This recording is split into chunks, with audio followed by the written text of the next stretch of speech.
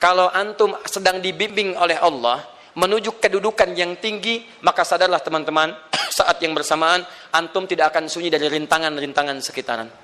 Catat itu baik-baik. Anda kedudukan biasa, naik luar biasa, maka hambatannya itu akan semakin meningkat, tidak sama dengan sebelumnya. Anda orang kecil, diuji dengan ujian kecil. Anda orang menengah, diuji dengan ujian menengah. Anda kedudukan yang tinggi, maka akan diuji dengan kedudukan yang lebih tinggi lagi. Maaf, Allah tidak akan menguji dedaunan dengan angin yang menerpa akar. Pasti berbeda. Karena angin ketika kedudukan semakin tinggi, maka angin semakin kencang akan menerjangnya. Yuk kita turunkan. Jenis ujiannya bisa 3. Bismillah. Kedudukan bersanding dengan ujian. Kalau rumus fisikanya, F berbanding lurus dengan P. Gaya berbanding lurus dengan tekanan. Jadi kalau antum misalnya, rumus asalnya F1 sama dengan F2. Gaya gerak sama dengan gaya dorong. Kalau dikembangkan ke sini, tenaga kecil begini, maka yang bunyi kecil. Kalau besar, semakin besar lagi. Nah, memahami rumus ini, F sama dengan P. F berbanding lurus dengan tekanan. Ada gaya tekanan juga yang cukup kuat. Ketika antum pukul kencang, suara kencang. Tapi ini lebih sakit kan? Tekanannya lebih kuat. Itu agak berbeda. Itu dalam persepsi positif. Dalam persepsi negatif juga bisa. Gaya berbanding lurus dengan tekanan. Semakin orang banyak gaya, semakin tertekan hidupnya. Ya? Tanya. Sekarang lihat sini. Rumus ini kalau kita turunkan lewat ayat, am hasibtum an tadkhulul jannata. Apakah anda akan duga begitu mudah masuk surga? Walamma ya'tikum matalul ladzina khalau min qablikum. Sementara Allah belum menguji anda seperti orang dulu yang dijamin surga mendapati ujian. Apa jenis ujiannya? Ini manhaj hidup kita dan kita berhenti di sini. Maaf, saya mungkin hanya 5 ayat dulu untuk hari ini ya. Massathumul ba'sa. Ujian pertama disebut dengan ba'sun. Jamaknya ba'sa. Ba'sa. Ini masih ringan. Misal, jarang ke masjid, sekarang mulai ke masjid. Begitu antum ke masjid, Allah kasih ujian. Sesuai dengan kadar niat antum. Kasih hujan gerimis. Ke masjid gak? Itu ba'san. Begitu antum ke masjid, orang Arab katakan, nazil matar. Turun hujan. La ba's, la ba'sa, la ba'sa. Gak ada masalah. La ba'sa, tidak ada masalah. Serap ke dalam bahasa Indonesia, lewat. Labas. Labas, lewat. Ringan. Berarti, kalau antum diuji dengan yang ringan, maka antum kadarnya masih ringan, akan dinaikkan kepada yang menengah. Akan yang menengah. Hati-hati betul. Kalau antum belum lulus yang di sini, maka antum akan terus sampai di sini, sampai lulus di sini. Sampai lulus. Antum mau berangkat ke masjid, gerimis bisa. Tiba-tiba nggak jadi di rumah. Istri antum mengatakan, Pak kok nggak ke masjid? Hujan mah, kan cuman gerimis. Takut teriak, Masya Allah. Padahal antum misalnya belum kuat untuk berangkat. Maka antum akan terus diuji di sini. Lihat rumusnya, Quran surah kedua ayat 286. La yukallifullahu nafsan illa. Allah tidak akan pernah menguji seorang hamba di luar kadar kemampuannya. Jadi kalau antum masih ujian yang ringan, antum diberikan yang ringan. Antum naik menengah, diberikan yang menengah. Antum naik lagi level tinggi, diberikan ujian yang berat. Menengahnya disebut dengan darrun. Waddarra, dari ba'sun jadi darrun. Jamaknya darra. Sudah menyakiti fisik. Kena fisik, sudah melukai, hujannya makin deras. Ya, kalau dalam kehidupan yang ini mungkin celaan biasa. Sudah berubah ya, Masya Allah. Sekarang jilbabnya sudah panjang, Masya Allah. Semakin panjang ya, nyanyiin Batman ya, Masya Allah. Udah banyak. Begitu sudah mulai pakai cadar, ninja, oh Masya Allah. Darra, sudah nggak enak ke fisik. Darrun. Lihat rumusnya ya, lihat rumusnya baik-baik. Ini lebih menenangkan pada jiwa. Ketika anda dalam level-level seperti ini artinya Allah sedang menaikkan iman anda dalam level yang lebih tinggi lagi. Jadi ketika ada celaan menghunjam dalam lisan seseorang, sudah mulai menyakiti, itu sebetulnya pengakuan dari Allah lewat lisan orang itu, bahwa anda sedang diangkat keimanan pada tingkat yang lebih tinggi. Ada yang mengatakan, kamu kenapa sih pakai jilbab begitu? Yang biasa aja kali. Yang iman biasa sudah banyak. Saya ingin menampilkan keimanan yang luar biasa. Supaya dengan iman itu saya lebih mendoakan mama. Saya menampakkan amalan-amalan. Mudah-mudahan pahalanya bisa buat mama. Masuk dengan bahasa yang baik. Masya Allah. Jadi kalau antum bisa melawan hal-hal demikian dengan bahasa yang indah, itu nyaman kepada jiwa. Kadang-kadang ada kalimat-kalimat yang tidak perlu pakai dalil, teman-teman sekalian. Kembalikan ke sini. Terakhir, wazulzilu zilzal. Zulzilu. Zilzal. Gempa. Goyang. Dia ada ujian yang bisa menggoyangkan diri kita, membuat gempa hati kita. Antum sudah nggak kuat, kadang-kadang di jalan sempoyongan, padahal nggak ada gempa di luar, cuman hati kita kayak kena goncangan. Diserang sana, serang sini, nggak bisa tidur, nggak bisa makan, tawarin ini susah, itu susah. Wazulzilu. Bahkan hatta yaqula Rasulullah walladzina amanu ma'ahu mata nasrullah. Sampai-sampai Rasul SAW, bahkan orang-orang beriman, bahkan yang setelahnya bisa mengatakan, kapan ini berakhir? Akan tiba masa Anda mengalami satu situasi sampai Anda mengatakan, kapan berakhirnya yang seperti ini? Serang, serang, serang. Perhatikan, jika Anda berada pada level ini, saya ucapkan selamat kepada Anda. Karena Anda akan diangkat pada kedudukan yang tertinggi di antara sekian ujian yang ada. Zuzan. Artinya Allah akan naikkan Anda pada derajat yang tinggi. Karena hukum ujian tadi, la yukallifullahu nafsan illa wus'aha. Allah nggak akan menguji seorang hamba di luar batas kemampuannya. Jadi kalau Anda sudah dipandang oleh Allah siap menerima yang ini, maka Anda akan diberikan zilzal. Kalau Anda nggak mampu, Anda hanya akan diberikan darra atau ba'sun. Dimohon maaf, kalau di antara jamaah yang hadir saat ini, Anda merasa sedang punya masalah yang berat, membuat hati Anda goyah, saya ucapkan pada Anda, dari sekian hamba Allah yang ada di muka bumi, cuman Anda yang diberikan itu. Artinya Allah akan mengangkat derajat Anda. Ayo bahagia. Dan yakinlah, bukan orang lain yang dititipkan, Anda yang diberikan. Allah percaya pada Anda, kenapa Anda tidak yakin? Bukan orang lain. Jadi mustahil Allah memberikan ujian berat kalau Anda nggak sanggup. Karena cuma Anda yang sanggup, Anda yang dikasih. Makanya jangan mengeluh. Jangan katakan, ya Allah, kenapa saya, ya Allah? Why me? Kata Allah, why not? Kamu yang bisa. Yang lain tidak. Dan tanpa harus Anda menuliskan status. Memang cuma saya yang sanggup. Oh, Masya Allah. Gak usah. Sadari. Kalau bukan sayang, Allah itu punya sifat adil. Gak mungkin menukar sesuatu di luar kadarnya. Antum tahu cicak? Halo? Jangan katakan wallahu alam, cicak. Cicak, baik. Bagaimana aktivitasnya? Merayap. Di mana? Dinding. Apa makanannya?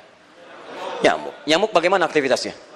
Terbang. Pertanyaan saya, di mana keadilan Allah menjadikan makhluk yang merayap makanannya terbang? Kalau nyamuk masuk kategori pertama tadi, pintar dan tahu dirinya pintar, jadi mainan cicak. Cicak, ayo tangkap. Cicaknya cuma merayap, dianya terbang. Beruntungnya nggak ada nyamuk yang jenius. Tapi yang paling hebat, perhatikan bagaimana lisan orang tua kita menanamkan kalimat-kalimat untuk menanamkan tauhidullah subhanahu wa ta'ala. Cicak diam merayap. Perhatikan, yang Allah tuntut pada cicak, merayap kamu. Walaupun cuma diam-diam. Lihat baik-baik. Diam-diam merayap. Datang seekor, Masya Allah. Ketika dia merayap, nyamuk datang. Lihat, bukan cicak mendatangi nyamuk, tapi nyamuk mendatangi cicak. Kalau cicak tidak merayap, mustahil nyamuknya datang. Allah hanya tunjukkan, kamu merayap ya, nyamuk datang. Sekalipun dia merayap, cuma diam-diam, nyamuknya datang. Jadi hukum Allah itu kalau dipatuhi, nikmat kehidupan. Cicak gak merayap, nyamuk gak datang. Cicak merayap, nyamuk datang. Datang seekor nyamuk. Setelah itu, silahkan. Jadi kalau kita teman-teman ikuti hukum Allah, mau berat, alhamdulillah. Mau ringan, alhamdulillah. Ya mau sedang, alhamdulillah. Begitu diangkat, artinya ada pengakuan dari Allah, iman kita akan diangkat. Cuman, bahasa Nabi Ya'qub alaihissalam kepada Yusuf alaihissalam, mesti ada persiapan dalam mengatasi itu semua. Tidak cukup hanya mendiamkan saja. Maka kata Nabi Ya'qub, jangan kisahkan dulu. Bikin dulu pemetaan-pemetaan untuk mudah mengatasi itu semua. Ini poinnya. Anda harus punya rencana.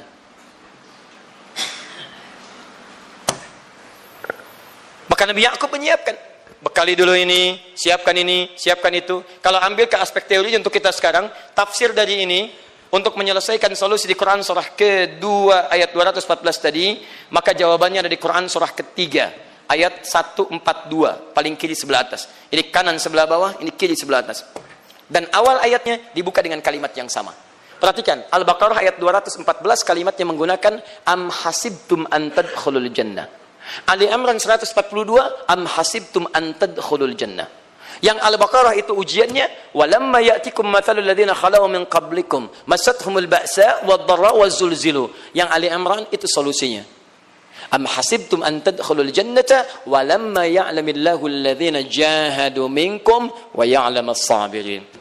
Saya tutup sampai sini dulu. Teman-teman perhatikan, walamma, sedangkan Allah ya'lamillahu alladzina jahadu minkum, belum melihat kesungguhan Anda.